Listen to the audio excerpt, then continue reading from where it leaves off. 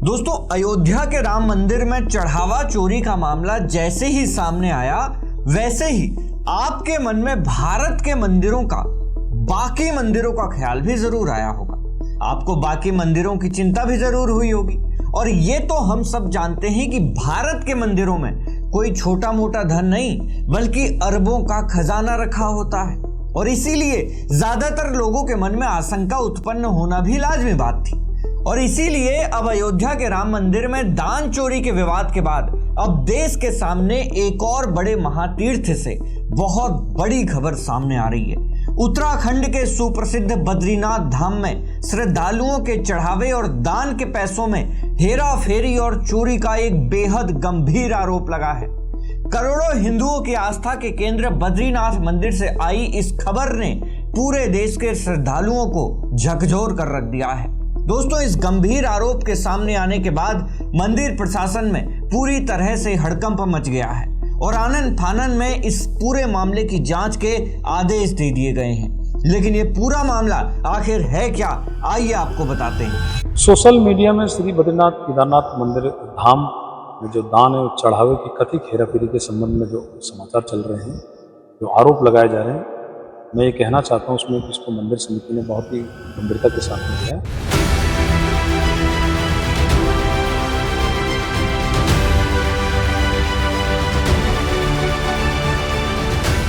उत्तराखंड के सुप्रसिद्ध बद्रीनाथ और केदारनाथ समेत करीब 49 मंदिरों की व्यवस्था संभालने वाली बद्री केदार मंदिर समिति यानी BKTC इस वक्त एक बहुत बड़े विवादों के घेरे में आ गई है। यह पूरा विवाद तब शुरू हुआ जब देहरादून के एक सामाजिक संगठन भैरव सेना संगठन ने मंदिर समिति के बड़े अधिकारियों को एक लिखित शिकायत सौंपी।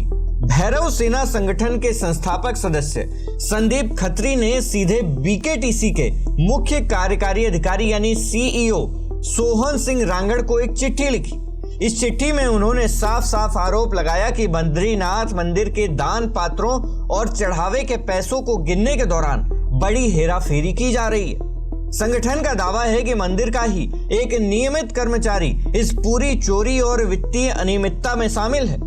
सोशल मीडिया पर तो इस बात की चर्चा तेजी से फैल गई कि चोरी के आरोपों में घिरा ये कर्मचारी कोई और नहीं बल्कि BKTC के अध्यक्ष हेमंत द्विवेदी का पर्सनल सेक्रेटरी यानी कि निजी सचिव है। इस दावे ने आग में घी का काम किया और देखते ही देखते ये खबर पूरे देश में फैल गई। दोस्तों, जैसे ही ये मामला सोशल मीडिया पर वायरल हुआ और भैरव सेना संगठन ने आंदोलन की चेतावनी दी, वैसे ही मंदिर समिति के अध्यक्ष हेमंत द्विवेदी तुरंत एक्शन में आ गए। उन्होंने इस पूरे मामले की संवेदनशीलता को देखते हुए तुरंत एक उच्च स्तरीय जांच कमेटी बनाने का आदेश दे दिया है। सोशल मीडिया में श्री बद्रीनाथ केदारनाथ मंदिर धाम में जो दान है, चढ़ावे की कथित हेराफेरी के संबंध में जो समाचार चल रहे हैं, जो आरोप लगाए जा रहे हैं, मैं ये कहना चाहता हूँ उसमें कि इसको मंदिर समिति ने बहुत ही गंभीरता के साथ में लिया है और इस पर तत्काल प्रभाव से जो सभी जो कर्मचारी हैं, अधिकारीगण हैं, जो भी इस गणना में शामिल रहते हैं, उन सभी को मैंने तत्कालीन जो हमारे मुख्य कार्यकारी अधिकारी हैं उनके द्वारा उनको नोटिस, सो कोर्स नोटिस भी जारी हो चुके हैं और इस पर एक जांच कमेटी भी तत्काल प्रभाव से जांच कमेटी बना दी गई है और उस जांच कमेटी को यथाशीघ्र अपनी जांच कर उसकी जांच रिपोर्ट आएगी और वो जांच रिपोर्ट भी सबके सामने सार्वजनिक रूप से रखी जाएगी और इस पर जो भी दोषी होगा उस दोषी के खिलाफ सख्त से सख्त कार्रवाई की जाएगी, क्योंकि ये बहुत ही संवेदनशील मामला है और इस पर हमने इसको बहुत गंभीरता के साथ में लिया है, क्योंकि लाखों करोड़ों लोगों की आस्था जो है वो धाम से जुड़ी हुई है। इसको लेकर सभी जो कार्रवाई है वो तत्काल प्रभाव से 24 घंटे के अंदर सारी कार्रवाइयाँ जो है कि प्रारंभ की जा चुकी हैं। और मैं ये बात भी स्पष्ट कर देना चाहता हूँ, सोशल मीडिया में मैं देख रहा था, कुछ सोशल मीडिया में कुछ लोगों द्वारा ये लिखा जा रहा था कि अध्यक्ष के निजी सचिव। मैं स्पष्ट कर देना चाहता हूँ कि मेरा कोई निजी सचिव नहीं है, ये सब मंदिर समिति के कर्मचारी हैं और जिस निजी सचिव के बारे में कहा जा रहा है वो बद्री केदार मंदिर समिति का नियमित कर्मचारी है। उससे मुझसे पूर्व भी वो 3 अध्यक्षों के साथ उनका व्यक्तिगत सहायक रह चुका है, क्योंकि एक व्यक्तिगत सहायक पोस्ट बद्री केदार मंदिर समिति में है। जो भी अध्यक्ष रहते हैं उन अध्यक्षों के साथ रहते हैं, लेकिन सारे कर्मचारी जो है यात्रा काल में सभी लोग जो है कि यात्रा स्थानों पर अपनी ड्यूटियां देते हैं लेकिन फिर भी मैं ये कह रहा हूं बहुत स्पष्ट रूप से कि जिस व्यक्तिगत सहायक निजी सचिव मंदिर समिति कर्मचारी के बारे में ये कहा जा रहा है, अगर वो इसमें दोषी पाया गया तो उसके खिलाफ सख्त से सख्त कार्रवाई की जाएगी। चोरी के इस सनसनीखेज आरोप के बाद बीकेटीसी के सीईओ सोहन सिंह ने शुक्रवार को ही बद्रीनाथ मंदिर परिसर के भीतर लगे सीसीटीवी कैमरों के फुटेज की जांच करवाई। हालांकि शुरुआती जांच के बाद उन्होंने बताया कि जो सीसीटीवी फुटेज इस समय उपलब्ध है उसकी क्वालिटी और क्लैरिटी इतनी अच्छी नहीं है जिससे तुरंत किसी नतीजे पर पहुंचा जा सके। लेकिन मामले की गंभीरता को देखते हुए विभाग ने अपनी तरफ से कार्रवाई तेज कर दी है और जिन कर्मचारियों के नाम इस विवाद में सामने आ रहे हैं उन सभी को कारण बताओ नोटिस जारी कर दिया गया है और उनसे इस पूरे मामले पर लिखित में स्पष्टीकरण मांगा गया है। सीईओ सोहन सिंह ने बताया कि श्री बद्रीनाथ केदारनाथ मंदिर समिति अधिनियम 1939 और कर्मचारी आचरण नियमावली के तहत एक विशेष जांच पैनल का गठन किया जा रहा है। ये पैनल उपलब्ध सभी सबूतों, सीसीटीवी रिकॉर्डिंग और संबंधित लोगों के बयानों के आधार पर अपनी एक विस्तृत रिपोर्ट तैयार करेगा और अगर कोई भी गड़बड़ी सच साबित होती है तो पुलिस में एफआईआर भी दर्ज कराई जाएगी। यानी कि अभी तक इस मामले में कोई भी एफआईआर दर्ज नहीं की गई है। दोस्तों, यहाँ पर यह समझना बेहद जरूरी है कि इस पावन धाम में दान और चढ़ावे का पूरा गणित आखिर काम कैसे करता है। बीकेटीसी के अधिकारियों के मुताबिक इस समय चल रही 4 धाम यात्रा के दौरान बद्रीनाथ और केदारनाथ मंदिरों को दान के रूप में करीब 70 करोड़ रुपए मिल चुके हैं।